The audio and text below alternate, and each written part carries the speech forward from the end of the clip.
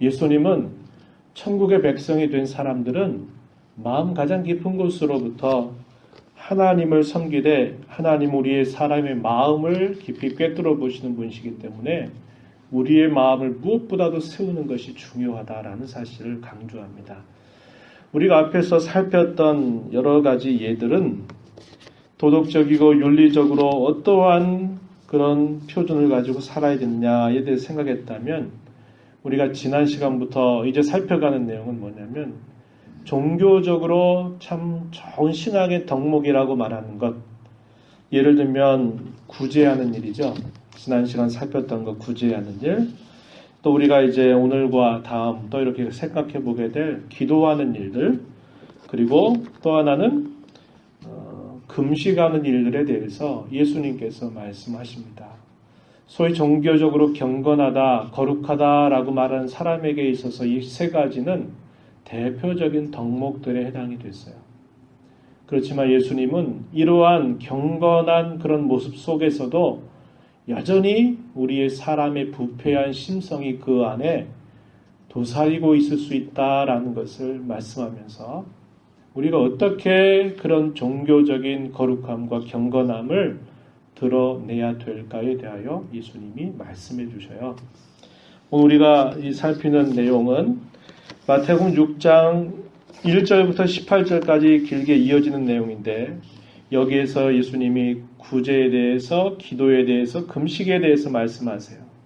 그런데 이 말씀하시는 것의 가장 핵심적인 그런 말씀을 1절에서 주고 계시다 이렇게 이야기했죠. 1절 말씀을 다시 한번 읽어봅니다. 6장 1절 사람에게 보이려고 그들 앞에서 너희 의를 행하지 않도록 주의하라. 그리하지 아니하면 하늘에 계신 너희 아버지께 상을 받지 못하느니라.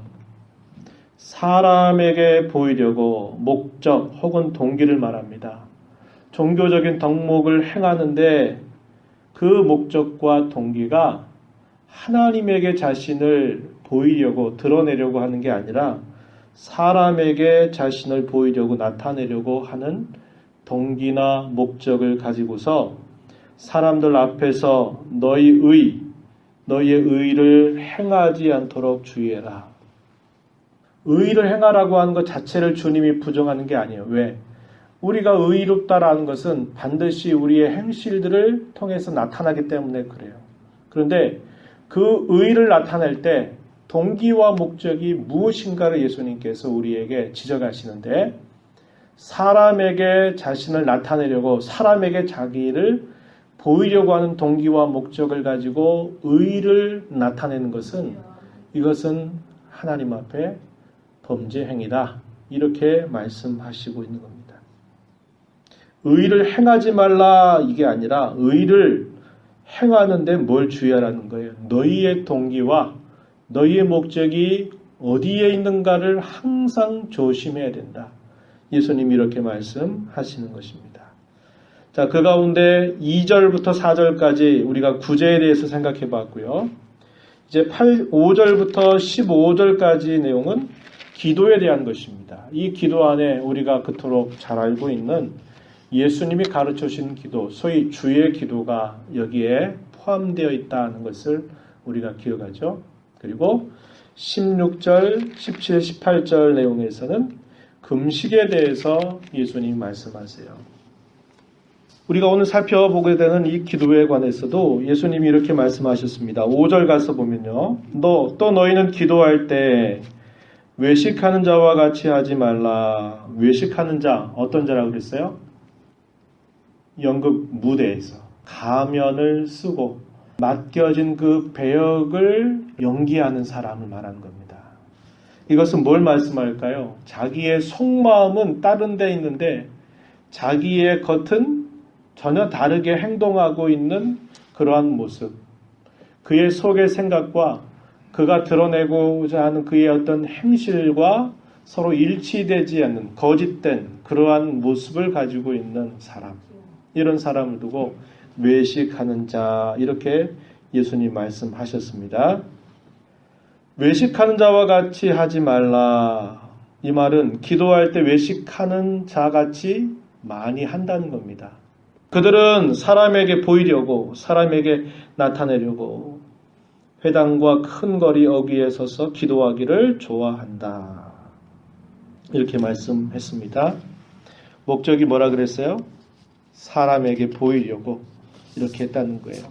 우리가 지난번에도 살펴보았지만은 이 바리새인들이나 서기관들은 하나님께 영광을 받으려고 하나님께 무엇인가를 정말 드리려고 하는 그 마음이 아니라 사람들에게서 칭찬받고 사람들에게서 인정받으려고 하는 그런 마음이 아주 강렬한 사람들이라고 예수님께서 그들의 마음을 꼬집으셨어요.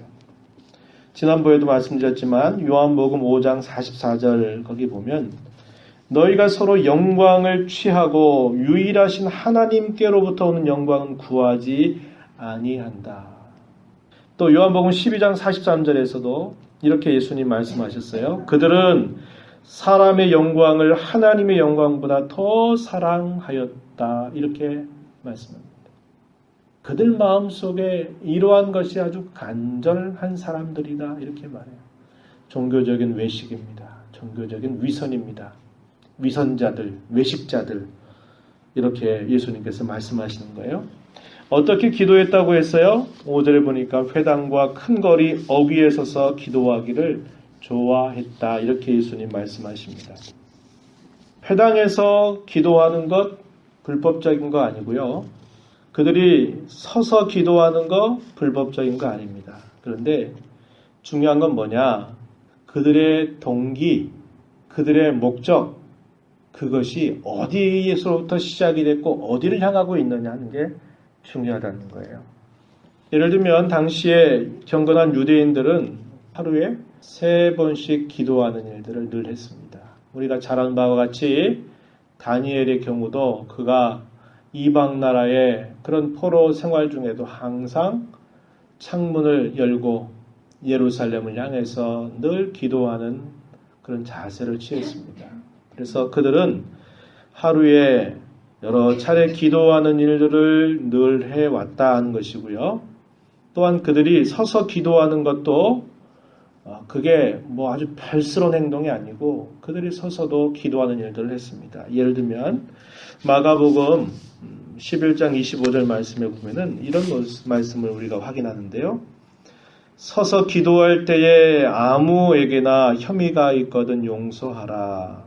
그리하여 하늘에 계신 너희 아버지께서도 너희 허물을 사하여 주시리라 하시니라. 서서 기도할 때에 이렇게 표현하죠. 우리가 잘 아는 바리새인과 세리와의 기도의 비유에서도 우리는 기억합니다. 세리가 어떻게 한다 그랬어요? 세리는 멀리 서서 감히 눈을 들어 하늘을 쳐다보지도 못하고 다만 가슴을 치면서 말하기를 하나님 불쌍히 여겨주세요. 나는 죄인입니다. 이렇게 하였다고 예수님 말씀하셔요. 회당에서 기도하는 것, 성전에서 기도하는 것, 그리고 그들이 여러 차례 기도하는 것, 손을 들고서 기도하는 것, 뭐 이런 것들 자체를 불법적이라 이렇게 말할 수는 없어요. 그런데 이 사람들의 동기, 이 사람들의 목적이 어디에 있다는 거예요? 사람에게 보이려고 이게 있었다는 겁니다. 근데 이것은 일반 사람들이 잘 몰라요. 잘 모릅니다. 또 쉽게 판단해서도 안 돼요. 저 사람은 뭐 저기서 기도해, 뭐 잘났다고 저렇게 기도해. 그렇게 판단할 일도 아니에요. 그건 몰라요. 그것만으로 몰라요. 근데 누가 알아요? 당연하죠. 하나님은 아십니다. 또 누가 알아요? 자기 자신은 알아요. 자기 자신. 자기가 왜 거기서 지금 그렇게 하고 있는지를 남은 쉽게 판단해서도 안 되고 판단하는 걸 조심해야 되지만 본인은 적어도 알아요. 내가 뭐 하려고 왜 그 거리 어귀에 서서 내가 지금 기도하고 있는지 자기는 알아요. 자기는. 때때로는 자기 자신도 모를 때가 있을 수 있어요. 사람은. 부족하니까. 하지만 대부분은 압니다. 왜? 무슨 마음으로 그렇게 했는가를 자기가 품고 있기 때문에 안단 말이에요. 뭐가 중요하다는 거예요? 그 마음이 어디에서부터 그렇게 하는 걸 시작했느냐는 거예요. 그의 마음이 지금 어디를 바라보면서 그런 일을 하고 있냐는 거예요. 예수님은 그걸 지금 중요하게 여기는 거예요. 의를 행하는 그 높은 수준의 철저한 의의 수준은 뭐냐면 그 마음이 어디로부터 시작하고 그 마음이 어디를 향해서 그 마음을 품고서 무엇인가를 나타내고 행하느냐. 그게 중요한데 그 동기와 그 목적이 하나님 보시기에 합당한 그런 태도와 자세에서 나올 때 그걸 두고 바리새인과 서기관들이 갖는 의를 능가하는 뛰어넘는 의다. 이렇게 예수님이 말씀하고 있는 것입니다. 그런 자들을 향해서 예수님 또 말씀하세요. 앞에서도 우리가 확인한 것처럼 뭐라고 이야기합니까? 5절에 보니까 마지막 부분 내가 진실로 너희에게 이르노니 그들은 자기 상을 이미 받았느니라. 이 말은 나중에 받을 게 없다 이 말이죠. 지난번 얘기했지만 두 당사자 간에 서로 거래를 했어요. 그 거래가 완전히 끝났을 때 거래가 끝났다 하면서 영수증을 주거나 거래 내역서를 주면서 그 거래가 딱 완결됐다는 것을 나타내는 말을 썼다 그랬어요. 이 말은 이미 자기가 원하는 상을 이미 다 받았다는 거예요. 사람에게 보여주려고 저분은 참 경건한 사람이야. 대단한 사람이야. 이렇게 칭찬받으면서 이미 다 사람들에게 명예와 칭찬을 받았다는 거예요. 이미 다 지불됐다는 거예요. 무슨 말이에요? 나중에 하나님 면전에 섰을 때 아무것도 받을 게 없다는 거예요. 오히려 주님 뭐라고 말씀하셨어요? 너희에게는 화가 미칠 것이다 그랬어요. 하나님 앞에 행한 게 아니라 사람들에게 자기를 보이려고 했기 때문에 그러한 악에 대해서 하나님의 심판이 너희를 기다리고 있을 뿐이다. 이렇게 예수님께서 말씀하시는 내용입니다. 그러면서 예수님께서 이제 말씀하시는 거예요. 6절 가서 보면 그렇다면 어떻게 기도해야 되는가? 이렇게 말씀해 6절 너는 기도할 때에 내 골방에 들어가 문을 닫고 은밀한 중에 계신 내 아버지께 기도하라. 이렇게 예수님 말씀해 주셨어요. 예수님이 가장 먼저 기도를 다룰 때 가장 중요하게 여기는 게 뭘까요? 역시 동기입니다. 동기라고 하는 말은 어디에서부터 그게 시작됐냐는 거예요. 무슨 마음으로 그걸 시작했냐는 거예요. 목적은 뭐예요?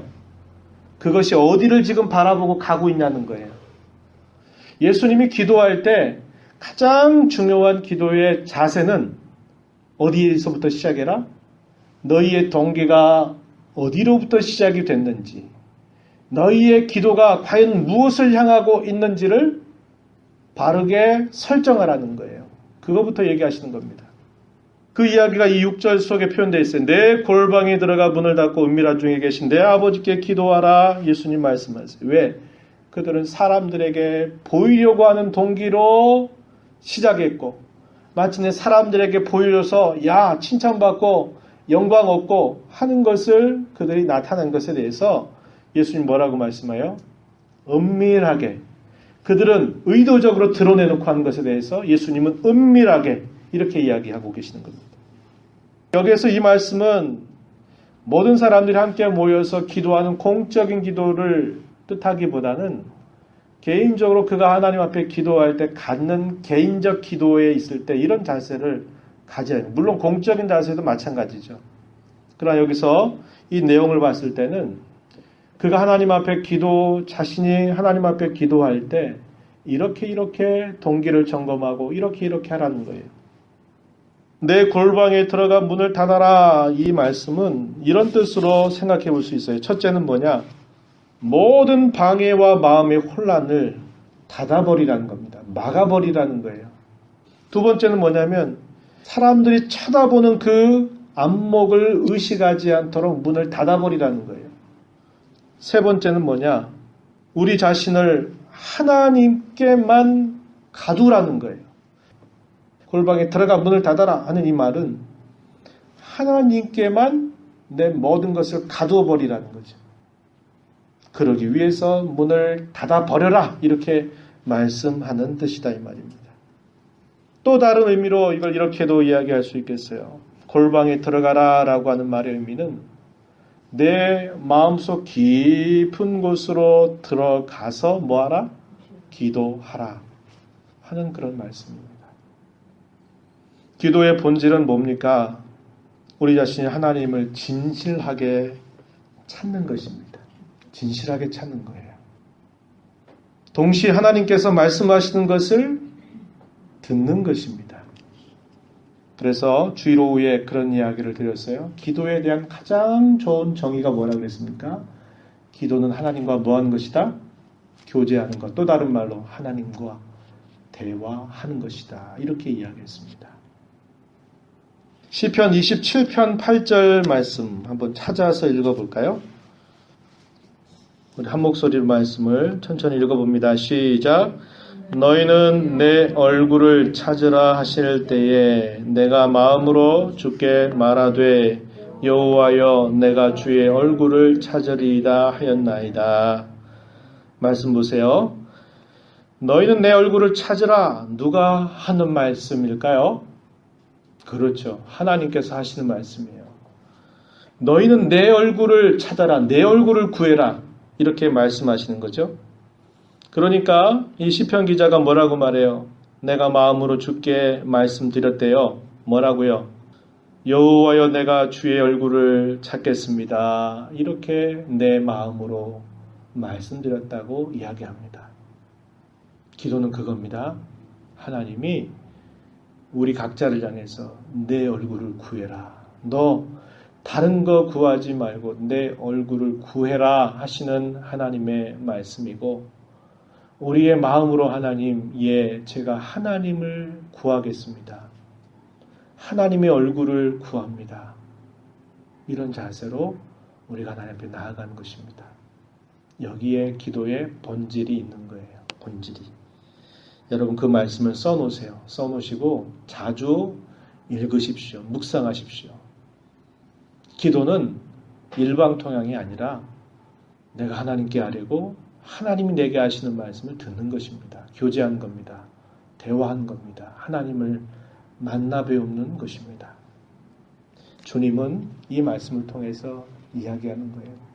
기도 얼마나 많이 하고 기도 몇 번 하고 기도 어떻게 하고 이 모든 것보다 더 중요한 게 뭐라 그랬어요? 네 마음이 어디에서부터 시작했느냐? 네 마음이 어디를 향하고 있느냐부터 바로 세우라는 거예요. 그렇지 않으면 그 동기와 목적을 바르게 세우지 않으면 그 모든 기도는 다 험악할 수 있다는 거예요. 골방은 어떤 자리입니까? 기도하는 자리죠. 기도하는 자리가 어떤 자리냐면 기도하는 자리는 참 보물을 발견하는 자리입니다. 우리는 골방에서 참 보물을 발견하게 되는 거예요. 여기 이 방을 뜻하는 이 말 타메이온이란 말을 쓰는데요. 이곳이 보물을 저장할 수 있는 그런 공간으로 표현되는 말이에요. 하나님께 기도하는 곳에서 그 기도를 우리가 잘 하게 되고 바르게 할 때 우린 거기에서 보물을 발견하게 된다는 것입니다. 세상에서 발견될 수 없는 참 보물을 그 기도 가운데 발견할 수 있다는 거예요. 그러면서 예수님 말씀하세요. 이런 기도 본뜨지 말아라 말씀하십니다. 이런 기도 본뜨지 말아라. 이 말은 무슨 말일까요? 기도한답시고 이렇게 많이 기도한다는 거예요. 누가? 대부분 많은 사람들이 이렇게 기도한다. 어떤 기도? 자, 본문 가서 보시죠. 7절입니다. 7절. 이방인과 같이 중언부언하지 말라 이렇게 말씀하셨어요. 이방 종교인들 어떻게 생각해요? 많이 하고 열심히 하면 된다고 생각하는 거예요. 지성이면 감천이라고 생각해요. 하늘을 감동시키면 하늘에서 응답을 준대요. 그런 식의 생각이 이방 종교가 갖고 있는 종교 생활입니다. 모든 종교인들은 기도해요. 그죠? 종교인이 아닌 사람도 기도합니다. 언제 기도해요? 다급한 상황 맞으면 기도하잖아요. 제발 좀 살려달라고, 제발 좀 내 아들, 제발 내 남편, 내 아내 좀 살려주세요 라고 기도해요. 다급할 때는. 그럼 모든 종교인들은 다 기도합니다. 공통적인 생각은 기도를 많이 하면, 기도를 통해서 신을 감동시키면 그 신이 기도 들어준다 이렇게 생각해요. 그 표현이 중언부언하면서 아주 오랫동안 많이 기도하면 신이 들어준다 이렇게 생각하고 있습니다. 당시 유대인들도 그렇게 생각했어요. 나는 하루에 3번이나 기도한다 이렇게 말해요. 나는 그리고 늘 기도해. 기도하면서 나는 금식도 해. 이런 자부심을 가지고 살았던 사람들이었어요.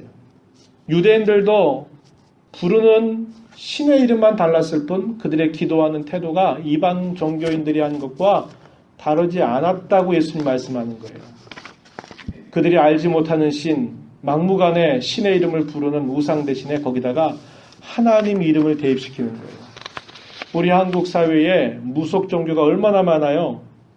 무속 종교, 무속 신앙 가지고 있다가 우리 한국의 기독교가 전파되니까 그들이 이제 진짜 신을 만났어요. 어떤 신이요? 하나님 만났습니다. 그러니까 그들이 구하는 똑같은 내용에다가 이제 우상신이 아니라 참되신 신이신 하나님의 이름을 불러서 잘 먹고 잘 살고 현세적인 그런 축복을 그토록 구하는 거죠. 소위 기복신앙을 구한 겁니다. 똑같은 그 내용 안에 신만 바꿔서 집어넣었어요. 하나님이야말로 진짜 신이니까, 진짜 신이신 하나님은 진짜 우리의 기도를 들어주시니까 하나님께 구하면 다 응답된다 이렇게 생각해 놓고 현세적인 복, 기복적인 신앙에 굉장히 거기에 집중하도록 만들었어요. 한국교회 신앙이 병들어 버렸습니다. 고난받는 거 다 낯설하고 고난받으면 신앙 떠나고 다 이런 일들이 생겨나지 않았습니까? 중언부언을 왜 할까요? 중언부언하는 이유는 기도를 많이 하여야 뭐 하는 줄 알아요? 들어주실 줄 안다 이렇게 예수님 말씀하셨어요. 여기 보세요. 7절 말씀에 기도할 때 이방인과 같이 중언부언하지 말라. 그들은 말을 많이 하여야 들으실 줄 생각하느니라. 말을 많이 한다는 것. 그러면은 된다 그러니까 중언부언한다는 거예요. 그럼 중언부언이란 말이 뭘까요? 우리말로 중언부언이란 말은 이 말이에요. 한 말을 계속 또 하고 또 하고 또 하는 겁니다. 되풀이한다라는 뜻을 가졌어요. 우리 말로는 했던 말 또 하고 또 하고 하는 거. 이걸 중언부언이라고 그래요. 근데 실제적인 이 말의 의미는 이 말보다는 이런 뜻에 가까워요. 예를 들면 수다스럽게 짓거린다. 이런 의미가 있고 또 쓸데없이 반복한다는 거예요. 쓸데없이 반복한다. 또 의미 없는 말, 무의미한 말을 계속 많이 늘여놓는 것. 또 마음과 정신은 다른 데 두고서는 입술로 계속해서 막 주문하듯이 계속 입술을 올린다는 거예요. 여러분 옛날에 엘리야와 거리 선지자들과의 갈멜산 대결에서 있었던 일 여러분 기억나시죠? 도랑을 타놓고 그 도랑에다 물을 채운 다음에 누가 참신가를 가려내자 그래가지고 450명 또 400명 바알과 아세라 심기는 그런 거짓 그런 선지자들 850명이 뭐예요? 아침부터 그냥 저녁 가까운 시간까지 그냥 계속 빌고 비는데 뭐 했겠어요? 계속 신이 응답해 주죠. 계속 했던 말 또 하지 않겠어요? 그게 뭐예요? 주문입니다. 신을 부르는 주문이에요. 근데 그 신이 응답하지 않으니까 어떻게 나중에는 자기들의 몸을 상한 피를 보이고 이방 종교가 그래요. 사람을 죽이거나 그 피를 보이고 또 거기에다가 성적인 의식들을 하면 신을 흥분시켜가지고 신으로 하여금 응답하게 만든다고 생각해놓고서는 그렇게 계속 신을 부르는 거예요. 자기들의 몸을 해하면서. 응답이 있어요? 없어요. 없는 겁니다. 마치 그들이 그 신을 그토록 그렇게 불러대는데 반복하고 짓거리고 계속 주문을 하는데 그들의 기도했던 그 모습이 마치 이런 중언부언과 같은 기도라는 거예요. 이런 기도는 이방인들의 기도다 이렇게 얘기하는 겁니다. 우리 그렇게 기도할 수 있잖아요. 계속 뭔가 입을 열고 기도를 하는데 기도한 내용을 전혀 내가 해놓고 잊어버리게 되는 경우들. 그리고 늘 습관적으로 구하는 거 가지고 구하긴 하는데 거기에 우리의 마음이 없이 그저 입술만 막 움직이는 거. 시간 채우기 위해서 하는 것들. 우리 이런 경험 하지 않아요? 기도하다가 보면 어느새 내가 뭘 기도하고 있는지를 잊어버리고 있어요. 이런 식의 기도가 다 중언부언에 가까운 기도입니다. 시간은 많이 보낼지 몰라요. 그러나 이런 기도 본뜨지 말라라고 말씀하고 있어요. 우리 소위 이런 말 하죠. 기도에 분량이 있다고 말합니다. 분량이 있어요? 어떤 분이 하나님께 기도하는데도 잘 응답이 안 돼요. 안오래 성도님 어떠세요? 그런 문제 가지고 기도하셨는데 하나님 응답해 주셨어요? 아직요. 계속 기도하고 있어요. 그랬더니 이분이 하는 말 아직 분량이 안 찬 거니까 더 분량을 채우세요. 그럼 하나님이 응답해 주실 거예요. 이렇게 말하죠. 이런 말 어렵지 않게 듣습니다. 그리고 말도 합니다. 기도에 분량이 있습니까? 우리는 그렇게 생각할지 몰라요. 기도에 분량이 있다 생각하는 것은 기도를 마치 내 공로처럼 생각하는 것입니다. 내가 기도를 이렇게 쌓으면 그 쌓아진 때가 됐을 때 하나님이 그 기도를 툭 응답해 주신다고 생각하는 거예요. 제단 쌓는단 말 많이 하죠? 우리 말할 때 제단 쌓는다 그게 무슨 말이에요? 기도한다는 거거든요. 제단을 쌓을 만큼 쌓는다는 얘기는 뭐예요? 기도한 분량이 찼다는 거예요. 차게 되면 하나님이 뚝 응답해 주신다는 겁니다. 이게 다 뭐예요? 우리가 교회 가운데서 사용하고 있는 언어 중에서 이렇게 비성경적인 말들을 우리는 그냥 너무 쉽게 사용해요. 여러분들 교회 안에서 은혜 받았다. 뭐가 은혜 받은 겁니까? 은혜가 되는 건 뭐고 은혜가 안 되는 건 뭐예요? 그런 것에 대한 성경적인 가르침을 정립하셔야 돼요. 이런 것들을 다 어깨너머로 그저 듣고 성경이 뭐라고 가르치는 거에 대해서 알지 못하고 그저 이렇게 남들이 이렇게 하니까 이게 은혜 받은 거고 이렇게 하니까 이건 은혜가 안 된다고 이야기하고 은혜대로 합시다. 그건 또 뭐가 하는 것이고 뭔가 하나님 말씀대로 하자 그러면 왜 그런 걸 법대로 해요. 은혜대로 해야지. 또 이렇게 말하고 이게 다 뭐 하는 겁니까? 교회 안에서 전혀 성경적인 언어가 정립이 안 된 채 어디서 어깨 너머로 듣고 배운 것들을 그대로 사용하는 거예요. 그리고 그게 신앙적인 용어인 것이냐 생각해요. 기도에 분량이 있습니까? 기도를 재단 쌓는 거라고 말합니까? 아니에요. 그렇지 않아요. 다 다시 정립해야 돼요. 교회 안에서 사용하고 있는 많은 용어들이 이렇게 실제적으로 성경에 가르치는 것, 멀리 있는 것들을 그저 사용한단 말이에요. 기도 언제 들으셨나요? 하나님께서 됐다 하셨을 때. 하나님이 가장 적절하다 생각하실 때 하나님이 우리에게 들어주세요. 그때가 우리의 분량이 채워지는 때라고 생각하면 안 됩니다. 그게 마치 분량이 채워진다는 건 아까 얘기했지만 내 기도하는 공이 아직 모자란다 생각하는 거예요. 더 기도해야 된다고 생각하는 거예요. 더 기도해서 뭔가 채워지면 된다고 생각하는 겁니다. 기도는 우리의 공로로 받는 게 아니에요. 기도 응답은 우리가 공적을 쌓아가지고 공로를 쌓아가지고 받는 내용이 아니에요. 그럼 뭘 할 수 있어요? 자랑할 수 있죠. 자랑하죠. 부흥사들이 뭐합니까? 내가 40일 금식 기도를 내가 3번 했다, 4번 했다 그러면 성도들은 듣고 우와 그래요. 야 영적으로 영권이 대단하겠다 생각해요. 그 사람 뭐하고 얘기하는 겁니까? 자기가 40일 금식 기도한 게 뭐가 된 거예요? 공로가 된 겁니다. 자기 공로. 이렇게 40일 했으니 하나님은 들어주셔야만 되고 그래 들어주셨다고 교만한 떨고 있는 것이에요. 기도는 결코 공로가 아니에요. 하나님 우리를 불쌍히 여기시는 것입니다. 우리가 기도했는데 하나님이 그것을 들어주신 것은 우리의 기도의 분량이 차서 들어주시는 게 아니라 하나님께서 그때가 가장 적당하다고 판단하시고 우리에게 응해 주시는 것입니다. 그건 하나님의 은혜로 주어지는 선물이지 내가 기도했기 때문에 그 기도에 공이 돼가지고 하나님이 그것을 내려주셨다 이렇게 생각하면 이건 교만입니다. 우리는 그때를 알지 못해요. 하나님만 아세요. 그러니까 우리가 뭐 해야 됩니까? 그때까지 계속 뭐 해야 되겠어요? 기도해야 됩니다. 그래서 기도하는 거예요. 하나님 응답하실 때까지 기도하고 그 응답이 내가 기도한 대로 들어줄 수도 있고 아니면 다른 응답으로 바꾸어 주실 수도 있어요. 그러나 그것이 결정되고 날 때까지는 우리는 뭐 해야 됩니까? 기도해야 되죠. 우리가 잘 아는 바와 같이 다윗이 하나님 앞에 우리아의 아내를 간음해서 자기 아내로 삼게 되었을 때 아들을 낳죠? 첫 아들을 낳는데 하나님 뭐라고 말씀하세요? 내 첫 아들은 죽을 것이다 이야기했어요. 아들을 실제로 낳았습니다. 그리고 나서 다윗이 어떻게 합니까? 하나님 이렇게 말씀하셨는데 하나님 불쌍히 여겨주세요. 저의 죄와 허물을 용서해 주시고 하나님이 불쌍히 여기셔서 혹 이 아들을 살려주셨으면 좋겠습니다. 이렇게 하나님 앞에 금식하면서 간절하게 기도합니다. 근데 어떻게 하시죠? 하나님이 데려가시죠. 그러니까 다윗이 어떻게 태도를 갑자기 바꿉니까? 금식하던 자리에서 일어서서 일상생활로 그대로 복귀합니다. 그러니까 신하들이 이상하게 생각해요. 어떻게 그렇게 금식하고 그렇게 하나님 앞에 있더니 어떻게 이렇게 하루아침에 이렇게 왕의 태도가 바뀝니까? 궁금했어요. 그랬더니 다윗이 뭐라고 그래요? 하나님이 데려가셨으니 내가 더 이상 할 것이 없다. 그리고서는 일상의 삶으로 복귀해서 한 것입니다. 그게 뭐예요? 응답이 떨어졌다 이 말이에요. 어떤 응답?